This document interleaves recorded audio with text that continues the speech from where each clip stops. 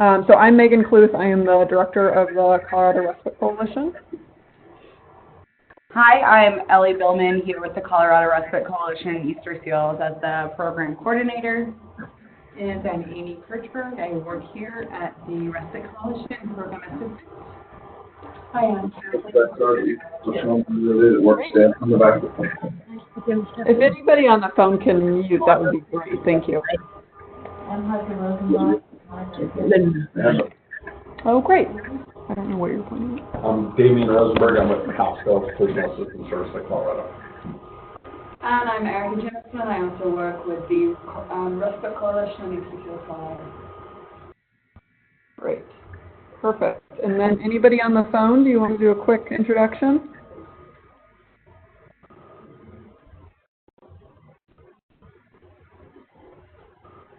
Hi, this is Lindsay Radford with Adams Camp. Hi, Lindsay. Anybody else?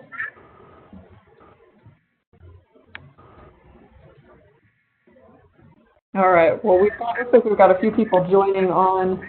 Again, apologies for getting started late, but hopefully we'll have some more join us. We are recording this call, so if you have any colleagues that were not able to participate, we will be putting the link on our website here shortly. So we've got some new people. We'll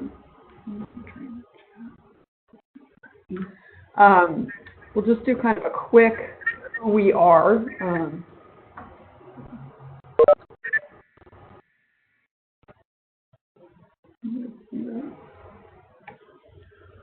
Okay, so we're the Colorado Respite Coalition. We are housed here at Easter Seals, Colorado in Lakewood, but we do serve the whole state.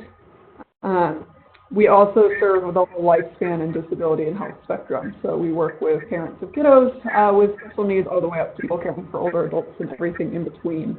Really, our primary goals are building networks across Colorado, specifically related to respite, but really in the last few years kind of expanded beyond just caregiver support and bringing together partnerships so that caregivers have access to resources.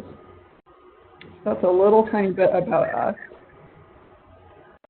And then we have a lot to get through, so I'm going to just sort of run through this, but please, anybody, you can either raise your hand on the call or obviously if you're in the room, just start talking at us. There is a national respite conference coming up in 2019. We are active participants with the ARCH National Respite Network. We're pretty looped in with other states with similar respite coalitions. So we go to this conference every year. This year it's in the very glamorous Buffalo, New York. So Ellie and I will be there, but we'd love to see some more people from Colorado attend. It's really the only conference nationally that's specifically focused on respite. There's some other caregiving pieces, but it's a nice way to meet other caregivers and learn about other programs around the country. So we will be representing, but we'd love to see some other Colorado people attend. We did also want to highlight that on the ARCH website, which if you just Google ARCH Respite, you'll get there. In 2018, toward the end of the year, they published some really nice guides related to respite that are specific to certain populations. I know they did one on kinship caregivers, so people caring for relatives, and they've really just been kind of pushing out quite a few new fact sheets and other resources. So that's just always a nice place to go. And I believe you can sign up for their email list as well. So just always a good thing to look at. Awesome. So here with the Respite Coalition, one of the programs that we operate is the Respite Voucher Program.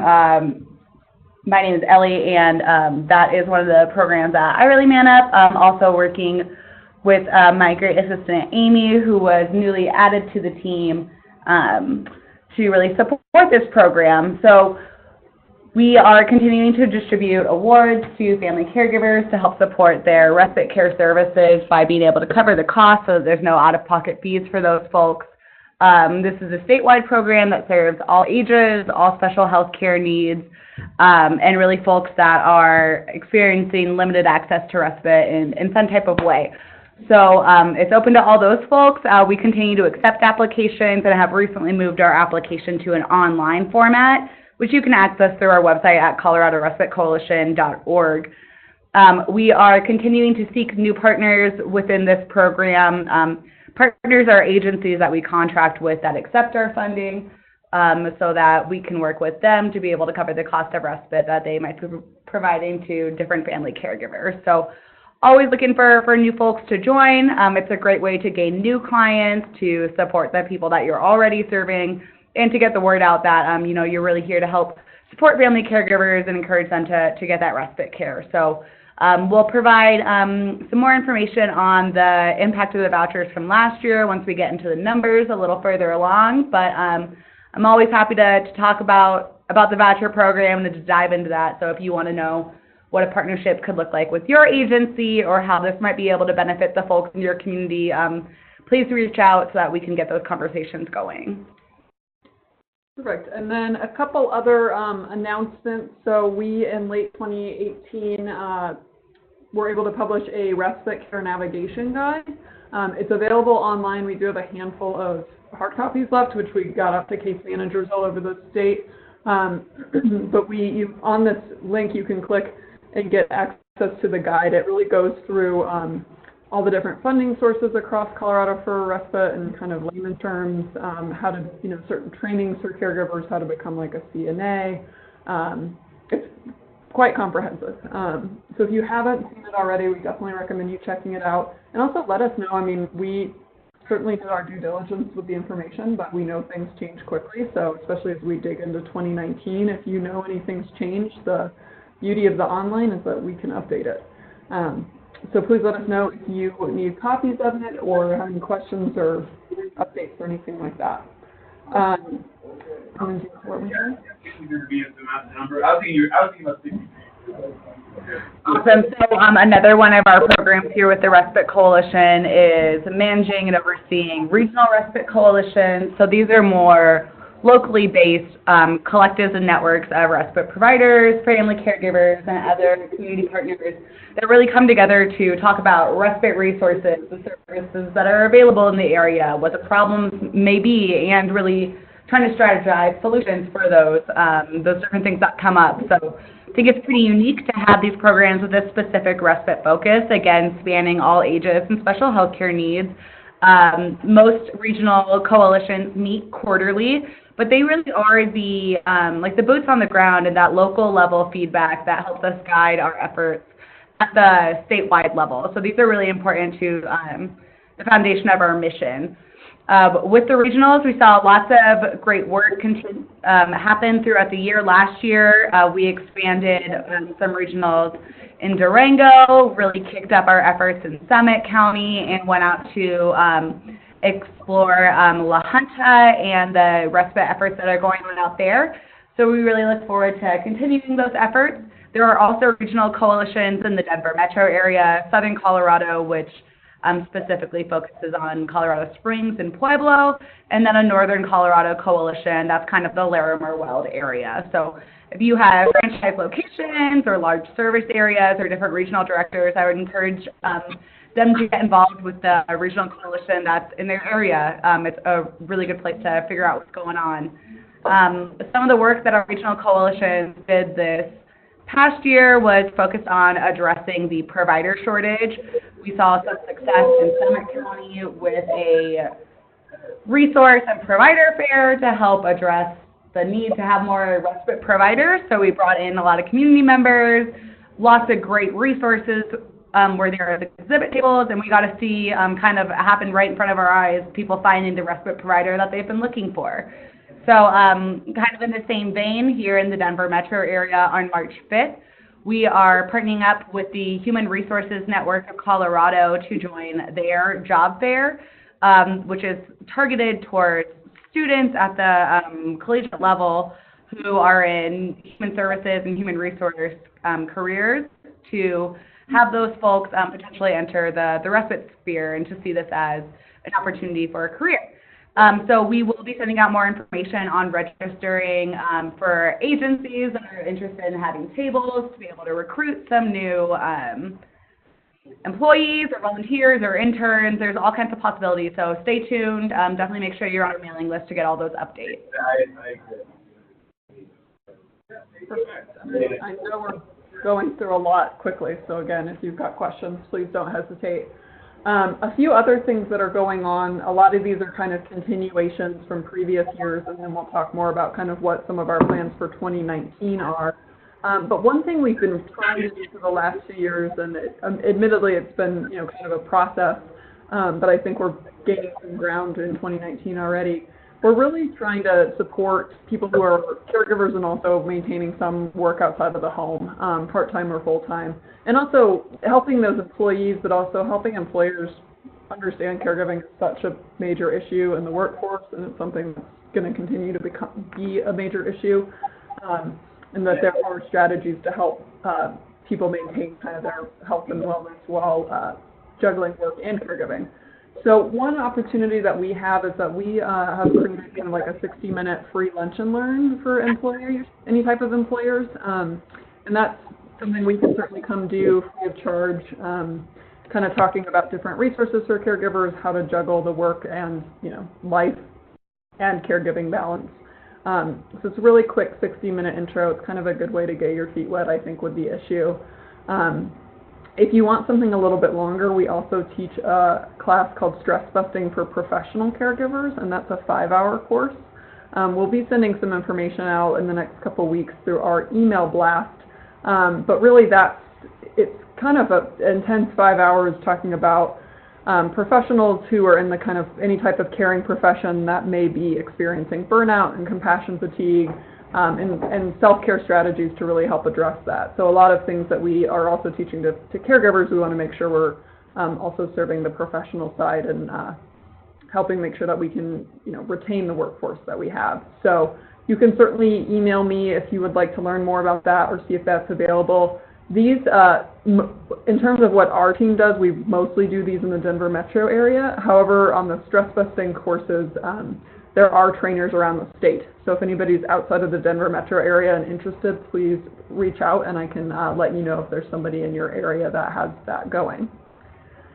On a very different note, we also, Easter Seals, Colorado operates a camp up in Empire, about 45 minutes from Denver, called Rocky Mountain Village, and we, for the last few years, have done a respite weekend for families that's pretty unique called Coming Up for Air. So this year we're doing it a little bit differently. The first weekend will be March 8th through 10th for kids and teens with special needs, which is kind of our more traditional model. And the way the weekend works is it's like a Friday night through a Sunday, and the whole family comes up to our camp. It's right off I-70. You kind of get a weekend in the mountains, and the individuals with disabilities and special needs are paired with our counselors and get to do, depending on the weather, you might be doing fishing or hiking or there's always a fun mix of activities that they get to do. And then the caregivers, we work with them to do different types of training throughout Saturday, and they get a little downtime too. So kind of a nice way to get out of Denver. You get your lodging, your food, and all of that. It's the cheapest deal you can imagine. It's $50 per family. So we are taking registrations now. The kind of new model we're doing is the latter one in March, which is the 29th through the 31st.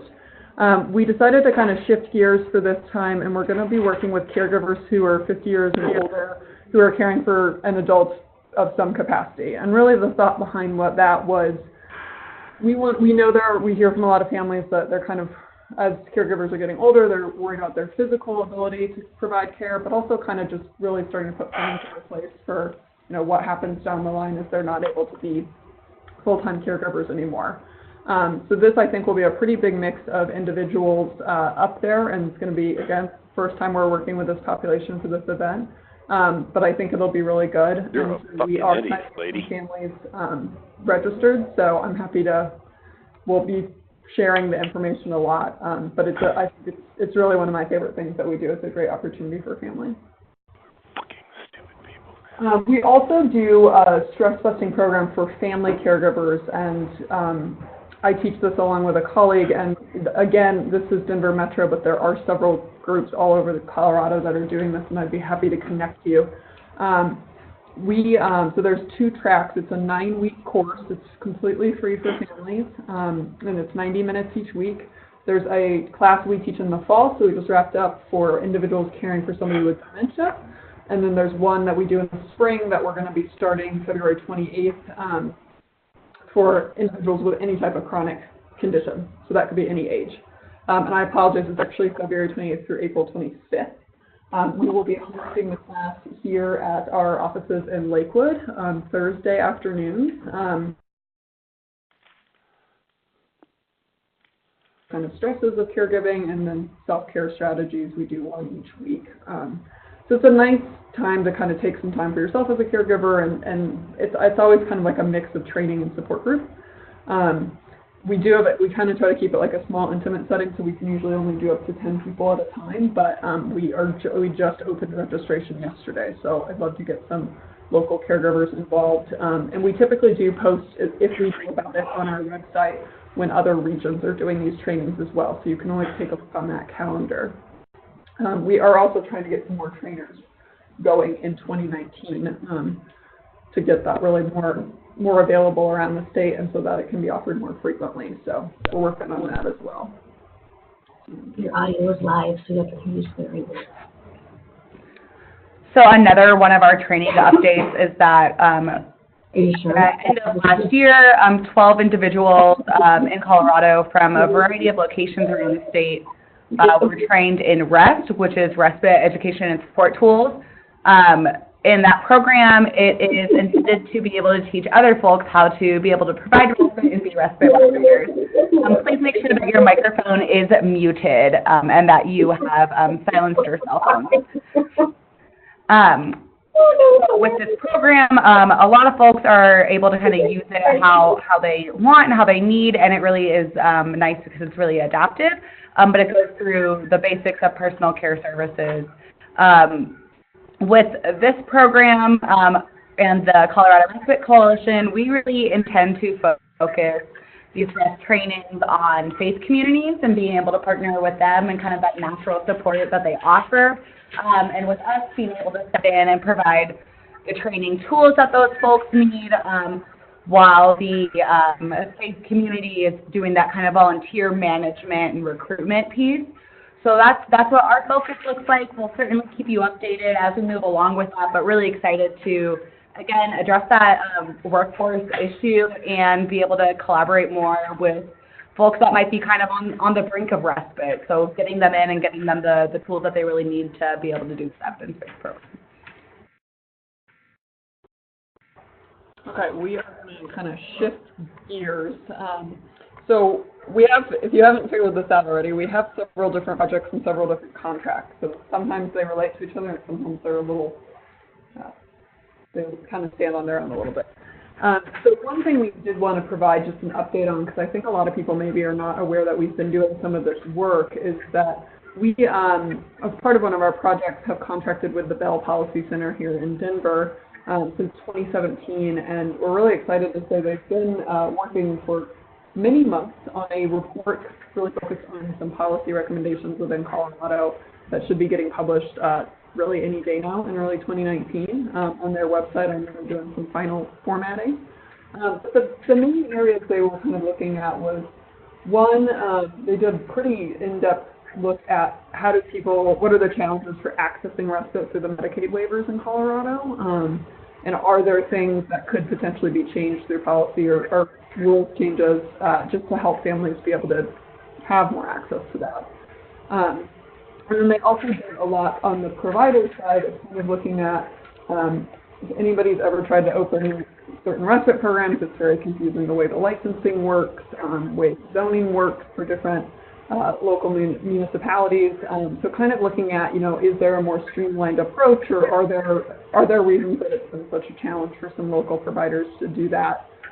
So there are reports that will be coming out really outline some recommendations for each one, and then in 2019 we'll continue working with them to kind of keep working those out and see what can actually be achieved. We really try very hard to not do work that then sits on the shelf and try to do things that can actually be implemented. So they've been, I think, very active in trying to think about, you know, what that could look like. And then we're also just kind of having a lot of high-level conversations about other policy strategies to improve respite systems in Colorado. Eric is going to share a bit about some of the work we've been doing on training. There's been conversations about that. But just know that a lot of, we do a lot of these high-level statewide kind of gaps, and there is some work going on around the policy area.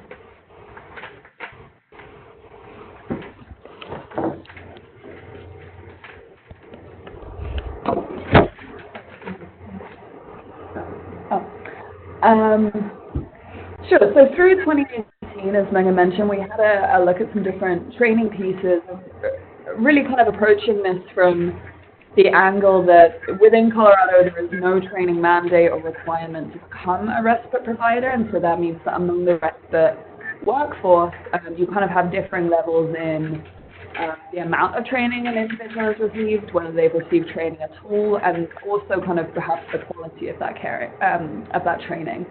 So through a system of different surveys that we sent out and kind of assessing various state level and national level training programs for respite providers and direct care workers in general, we identified 6 core competency training areas that we kind of think that all respite providers should be trained in.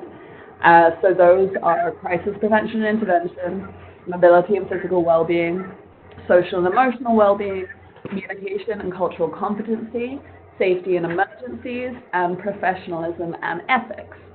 And then because when we talk about respite, we're talking about respite for caregivers of individuals of all ages and all special healthcare needs, there's also the need for this to kind of be broken down into different levels of care that an individual may require. So we broke those down also into 3 training tiers. So you have kind of the typical respite care professionals, that's thinking more about like companionship style care or homemaker services. Advanced respite care professionals, which is more of your ADLs, kind of like daily care like that, but maybe less on the medical side. And then you have specialized, where we're really getting more into the medical side of care. And so those recommendations have been part of our work for 2018 and are available. And what we're kind of moving into in 2019, and Megan mentioned this earlier, is, you know, what do we do with these recommendations? And so what we're going to do is put together a training toolkit, both for respite employers, so the people who are conducting training at the agency level, and for employees themselves, to kind of give you a guide of the things that you should be trained in, where you can access those trainings, and from an employer's point of view, you know, how do you create a baseline level for understanding the level of training amongst your staff? When do you conduct training reviews amongst your staff? How do you kind of make sure that your employees feel supported in training, and on the flip side, that employees want to carry on being in the respite industry and receiving the training that they need to provide safe and quality care. So all of those will, as Ellie said earlier, please make sure to be on our mailing list, because we'll continue communicating about this through our newsletters. So jumping into some other updates, if you're familiar with the CRC website, you've seen it's gone through some pretty dramatic changes this year, and that will continue next year. We did a complete website navigation restructuring that happened. We have a lot of new pages. We kind of decided to break our information into 3 clear categories. So you have our programs, the things that we offer in-house by our staff. We have items and information that are important to family caregivers specifically, and then we have everything that's kind of more important to providers. A really big thing we did last year was have our resource database go live. So that contains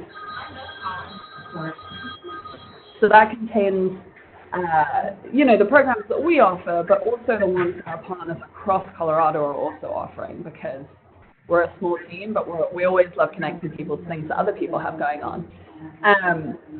So you can search that database for resources and opportunities in your area, but please, for providers on the call, also use it to register your own resources. And there's a really, really simple sign up to do that, or you can go via our website also. In 2019, and actually by the end of this month, our entire website is going to be available in a multitude of languages other than English through Google Translate, which we're really excited about. Google Translate will come with some issues. It's not always perfect, but it's really the way that we've identified that we can have things available in all languages, and that will automatically update also. And then we're also going to just be having some visual and user experience redesigns also, trying to bring our website a little bit more up to 2019 standards. So keep an eye out for those.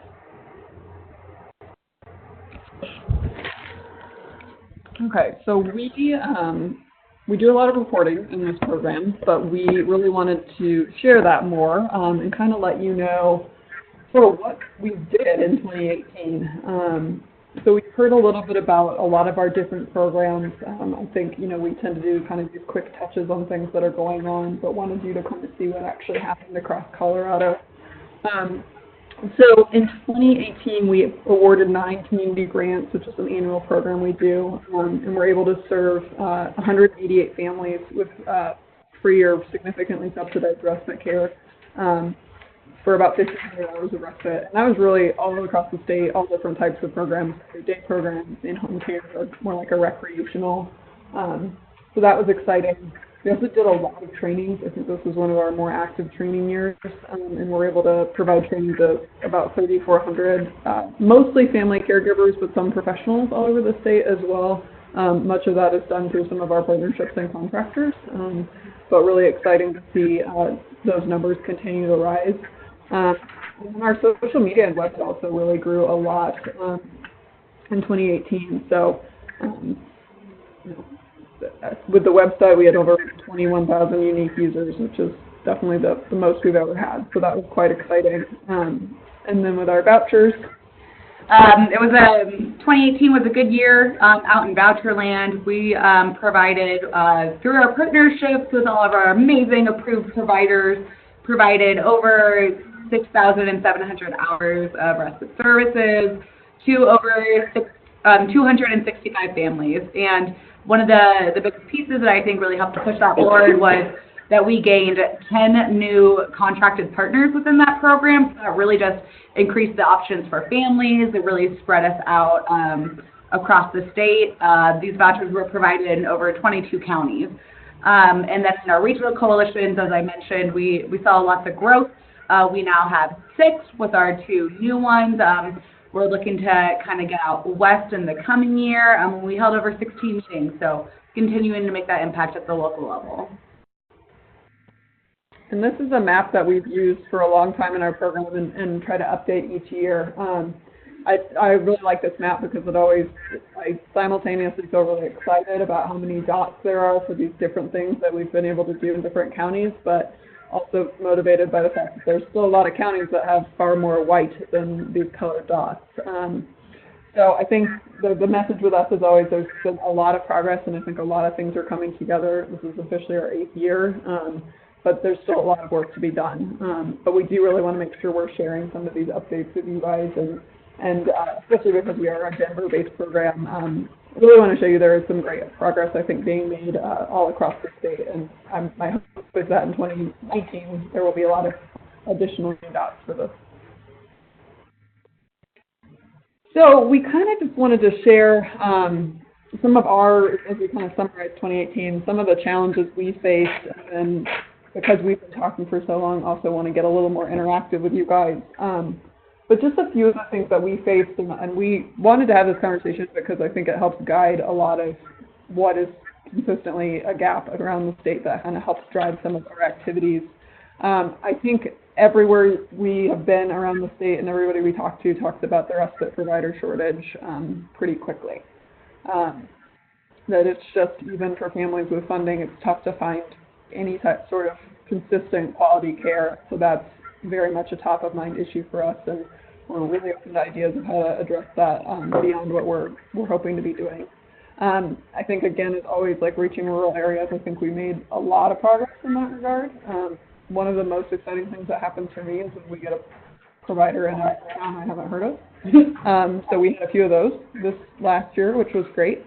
But I think really we very much want to be cognizant of the fact that we are a statewide program, and that we need to be making sure that families can access things all over the state. Kind of along the same lines, really had a hard time in our programs, and know some of our other programs, our partners have as well. Any type of behavioral challenge that an individual has, I think that just makes it that much harder to find a good provider. Same thing if they have multiple diagnoses going on, some sort of mental health diagnoses.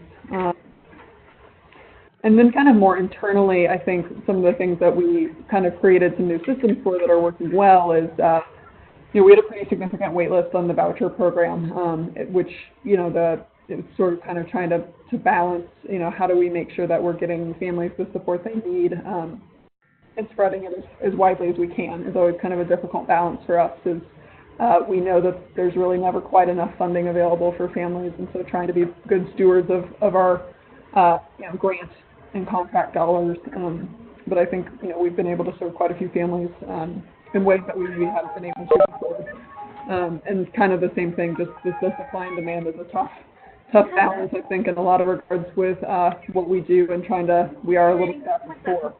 I think we do a lot for a staff of 4, but we have to be kind of careful about how we use our resources. And then we created a new system that really will be fully implemented now in 2019, kind of around the same issue of the good news is a lot of people now know about us, and I think that's built. I'm not going to say it's the bad news, it's not bad news, but because of that, people are calling in and needing more support, which is ideal, and that's really the foundation of what we do, but we are a staff of 4. So we've kind of created a new system where we have staff that will check our phones every day, and we have a voicemail box specifically for caregivers to call in with any support they need or resources. We'll call them within 2 business days, and then from there they'll have a more personalized connection with our staff, but it kind of just, I think, gives everybody a little bit better system to use moving forward.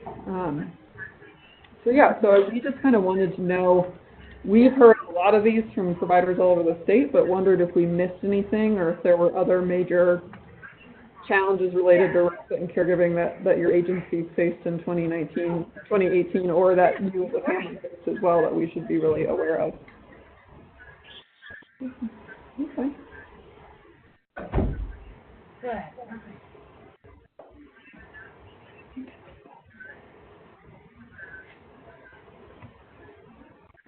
Well, I guess as a provider, the respite that we do, I think it's the economy. One of those things, like the economy gets better, that people have options. We serve, I think we're one of the few agencies that does the child life-limiting illness waiver or respite, if not the only one. And I know that's always, there's been limitations because the funding is not there, and it's very complex. You're dealing with a lot of trach, so you have to have nurses, and nurses are willing to do it for the money so it's a lot of it's funding, I think, and I guess my joke, and it's not such a joke, is at least people know what respite is now. Most people, we're not explaining what respite is, so that's encouraging, but it's still I get a lot of questions about, do you do respite, and not, it's tricky, so I think. Yeah. And that was Damien from Pasco. Yeah, thank you. I'm sure everyone on the call, if you could tell that. My name's Kathleen Hartman, and 2018 was the first year that I became a caregiver for my husband. Okay. He suffered lung failure in February of 2018 and was hospitalized, and we kept thinking that he could go back to work. And he and I own a trucking company together. So we thought, well, next month we'll get the business up and going again. And he just has not gotten better. And so his pulmonologist told him that he's 100% disabled. And so it's just been a real challenging year, with changing roles. He's used to being the provider, and he would run the trucking and I would run the office. So he's having a hard time dealing with this, and I was talking to this lady here, and she said, it sounds like he's in denial, and I think that's part of it, that he thinks that next week he's going to go back to work. And today is actually the first day that I've gotten out of the house in a year, and I just made a point that I was going to come today, and then when we got up this morning, he goes, well, I think I'll go along with you, and I'll wait in the car. And I said, you don't want to wait in the car while I'm in this meeting? Yeah, I'll wait in the car. And then finally I said, well, I may want to network with someone after the meeting, and I don't want to be worried about you in the car. And he kind of got offended, and so it's kind of like our roles are shifting in the marriage, and so it's just, you know, I did apply for respite care, and I'm on your waiting list.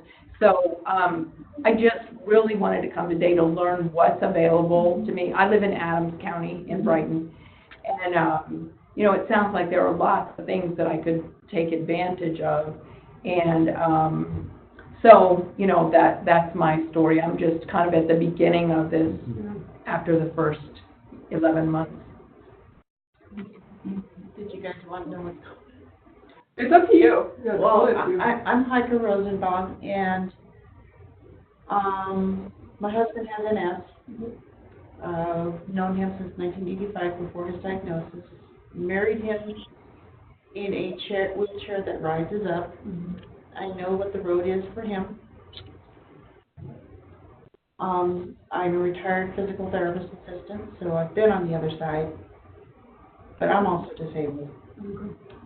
However, a challenge happened at the first day of the year. My father is in the hospital with pneumonia, blood clots, and has had a huge decline in mental abilities. He's now diagnosed with dementia. And what I was hoping to get out of this today was to help guide me in what I need to do to get his power of attorney, get his, there's another word that starts with a C, definitely guardianship, because I can't find any of his important papers. I cannot find anything in his house. He's a hoarder, so, but he is not going to be going back home if he survives this. If he becomes medically stable, he will be going to a geriatric psych unit, because he tore apart his bed the other day. I didn't sign up to be a caregiver for two people. Yeah. But out of love, I'm now a caregiver of two people. Yeah, well, I think we can absolutely chat with both of you. I've got ideas running through my head, places we can refer you, and I know, I mean, it's always really nice, I think, when caregivers come to these meetings. It doesn't always happen, but I think it's just amazing to hear all of your stories, because there's so many similar things, but everybody's story is unique, but also I think it's really motivating for us. And it's really important, like, we want to make sure that we're creating activities that help you. The last thing I want to do is think that we're doing all these great things and you're like, that doesn't do anything for me. So thank you both for sharing. Here's your, So important. yeah. Because the message that I am looking for is, for my husband, I need someone to come in 3 days a week. Okay. Yep. Something to get off my plate, Yeah, exactly. because it's physically taxing me. Yeah. I think, you know, when you come to something like, not necessarily the Respite Coalition, but I think you don't know what you don't know, and like that's a silly, but like, it's also you're kind of in crisis mode, so you can make weird decisions. I think, you know, having a group of people that are really understand this arena, or as much as we empathize and understand it. I mean, I think that there's a lot of resources, and when you're like Googling things, it's overwhelming. So I think, you know, you talk to these guys and they say like, oh, this is a really good option, or have you checked this out? Have you done this?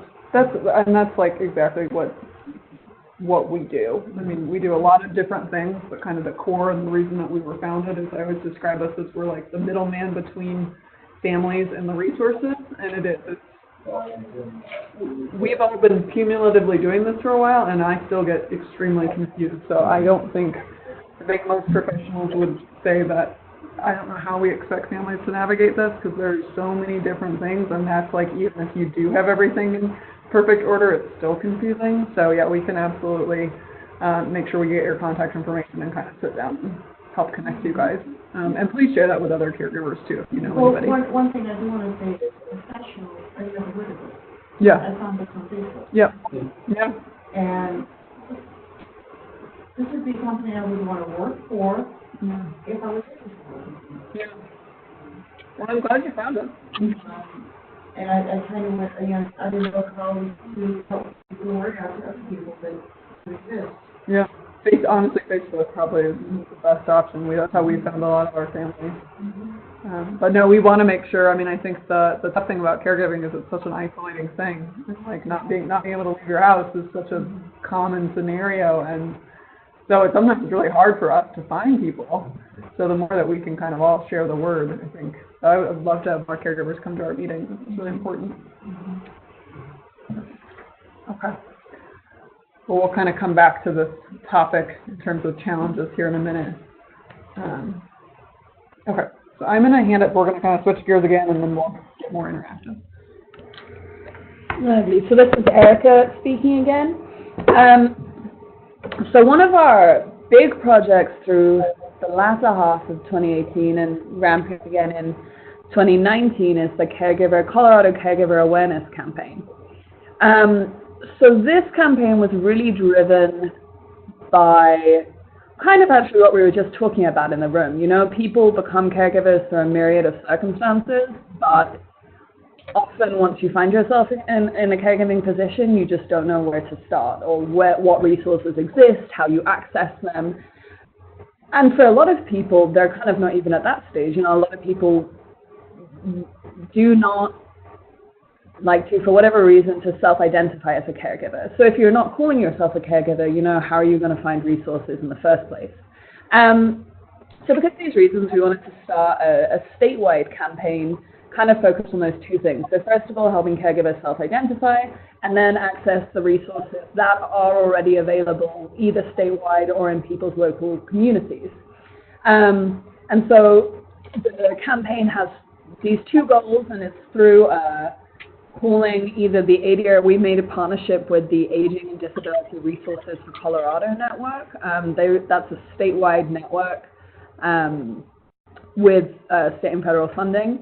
And that they are a call line, so basically you phone them and key in your zip code, and they connect you to a local ADRC in your region, either in your county or a nearby county, and they can kind of do caregiver navigation pieces. And then we've created a dedicated landing page as part of our website for this campaign, so it's coloradocaregiving.org, and that connects to us, but also to our resource database for people to search, kind of giving you that online versus telephone option. So in 2018, in the summer, we ran, and here you'll be able to see the landing page. So you'll see it kind of has our campaign images on it, and then if we scroll down a little bit, you can see some different stories. This page is going to be changing slightly as we ramp up for statewide, but it kind of takes you through resources, where to go, where your call to action is. So last summer in 2018, we ran a pilot for this campaign. We chose Boulder and Mesa counties to give kind of the more urban and the rural mix. It was a really successful campaign. We just used digital ads, so display and social media, and then also sent campaign materials to partners in those counties. But we had a CTR, which is a click-through rate. So it's like when you see those ads on the internet and you click them, of 0.2%, which is double to 4 times the national average. We had a 4 times increase in general website traffic. So we saw about 8,000 new users during the 6 weeks that this campaign ran. And amongst the ADRCs, they had a few other things going on then also, but those calls did more than double also. And so February 1st, we're going to be launching a statewide campaign. It's expanded, so we're doing the online ads again. We're also joining that with TV spots. There are going to be some radio spots, and then print materials also. So we have bookmarks, we have postcards, we have some posters. We're going to be working on some different PR strategies to try and get some earned media, so through local media outlets also. And now we're very excited to say we also have some materials available in Spanish. And so on the next slide, you'll see some examples. So that's our bookmark on the left, kind of has some different pieces on the back side.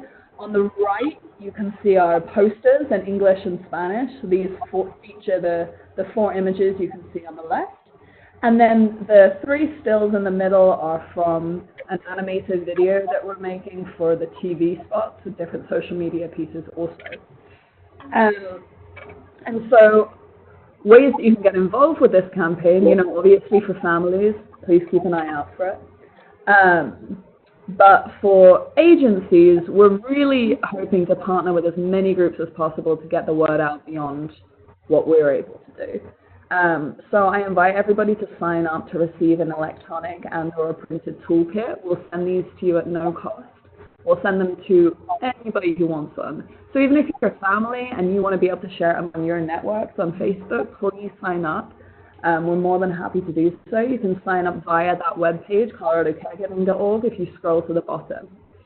And then another way that we're looking to people to partner is, I mentioned we're doing an earned media PR strategy, so that's kind of contacting local media and saying, hey, would you like to run a story about caregiving? Or would you like to run a story about this caregiver and their situation? And so we're inviting family caregivers to share their stories if this is something that you feel comfortable doing. We can kind of work with you to do that at whatever level you're comfortable, you know. If you're saying, hey, I'm not ready to be on the telly, but I'd like to give you a written statement just talking about my situation, that's also fantastic. We absolutely welcome that. So you can reach out to me. You can have a look on it and just get our contact details from the website if you lose this PowerPoint. And also, if you're a representative of an agency and you can think of families who might be in a position to do that, please also send them over to us.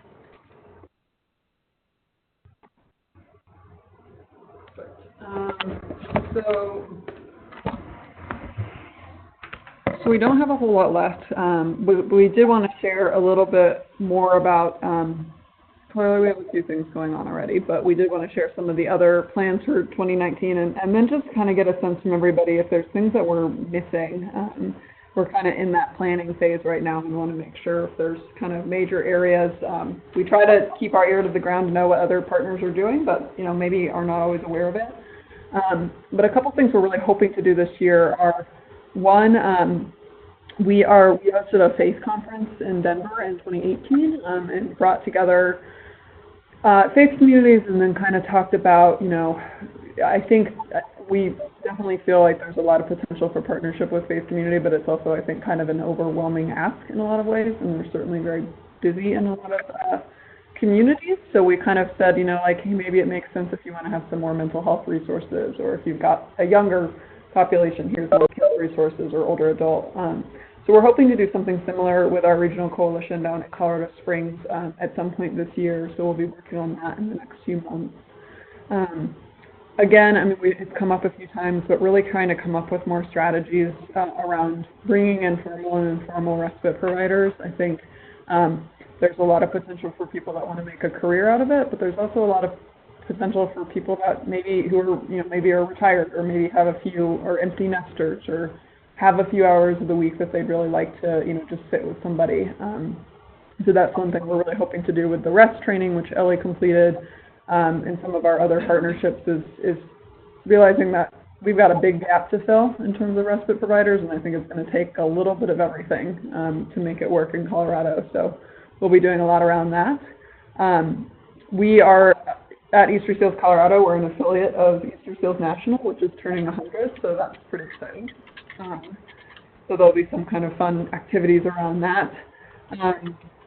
So yeah, we just wanted to see, I mean, I think you've gotten a good sense of what we've been up to and what we will be up to in 2019, but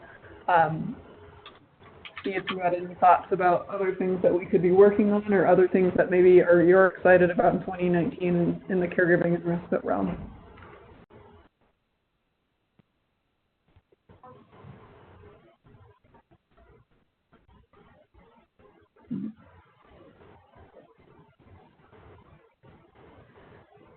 Well, this is Ellie with the Colorado Respite Coalition, and I look forward to seeing more people applying to become approved providers with the Respite Voucher Program, so that we can continue to increase our impact with that. So yeah, that's what I want to see. More people join the program, more families getting served.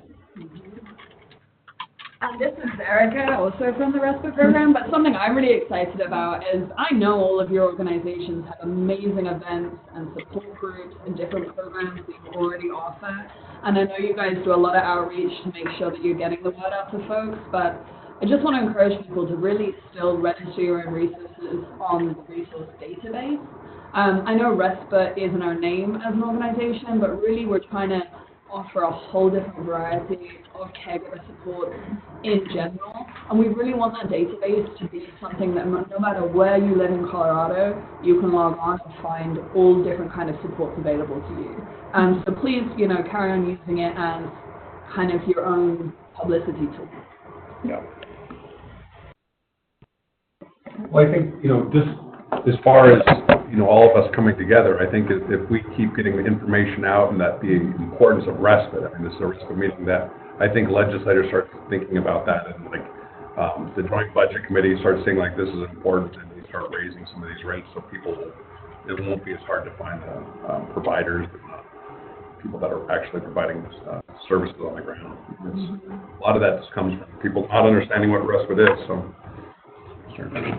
Yeah, I totally agree. I think, Damien has certainly been in this field a long time.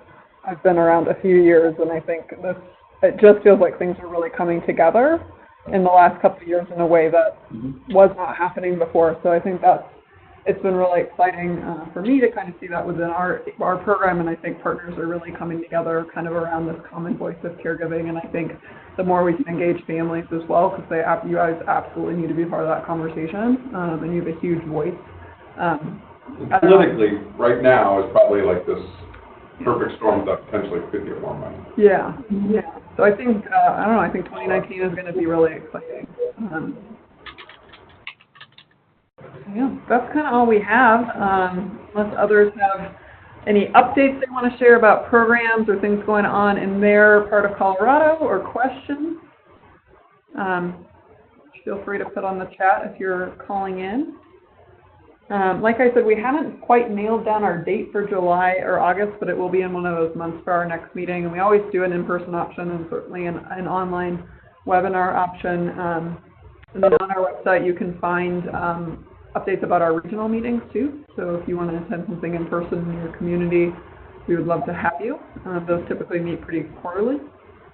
And then here's all of our contact information. We can certainly chat with both of you and make sure we get you our cards. But feel free to reach out to any of us at any kind of given point. We work very, very closely together, so if you aren't sure who to contact, you know where to find each other. But yeah, thank you all for your time. We'll wrap up a little early, and again, thanks for your patience with the technical difficulties. Like I said, we have recorded this, so we'll be putting it on our website in the next few days. But yeah, thank you for your partnership in 2018, and we look forward to continuing in 2019. So have a good rest of the day. You can send this out.